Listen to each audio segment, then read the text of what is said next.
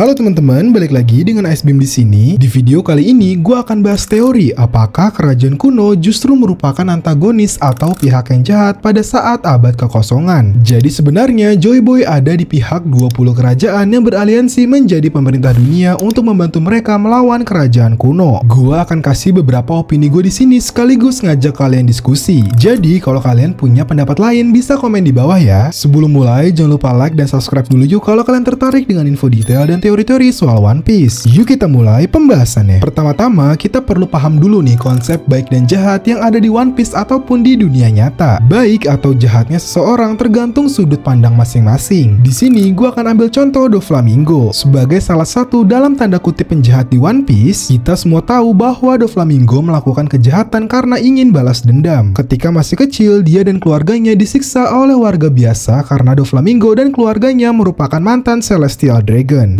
Warga menyiksa Doflamingo karena kesal dengan keangkuhan Celestial Dragon. Akhirnya Doflamingo melakukan kejahatan karena ingin balas dendam atas perlakuan warga biasa terhadapnya. Jadi di dunia One Piece kita sering banget nih nemuin zona abu-abu, nggak jelas mana yang baik dan jahat karena semua tindakan ada sebabnya. Nah lanjut kita bahas konsep oknum. Biar gampang gue gambarin dengan yin dan yang ya. Dalam suatu organisasi mau sebaik apapun pasti ada oknum yang jahat, begitu juga sebaliknya. Contoh di Angkatan Laut, walaupun isinya banyak yang brengsek, tapi kita bisa nemuin orang kayak Fujitora yang masih waras. Atau kebalikannya, contoh di Akazayan 9 semuanya baik, tapi ada aja sosok brengsek kayak Kanjuro. Nah sekarang kita udah paham nih konsep baik dan jahat serta konsep oknum yang ada di One Piece. Kita balik ke topik utama, kenapa gue berpendapat bahwa kerajaan kuno awalnya merupakan antagonis pada saat abad kekosongan. Kita semua tahu bahwa pada abad kekosongan 20 kerajaan memutuskan beraliansi untuk melawan satu kerajaan kuno. Setelah aliansi tersebut berhasil meruntuhkan kerajaan kuno, 20 kerajaan tersebut memutuskan untuk membentuk pemerintahan baru bernama World Government atau pemerintah dunia. Mereka juga bersumpah bahwa tidak boleh ada yang menduduki tahta kosong, atau dalam kata lain dunia tidak boleh dipimpin oleh satu raja tunggal. Dari sini gue jadi melihat banyak kejanggalan dan muncul beberapa pertanyaan. Kenapa 20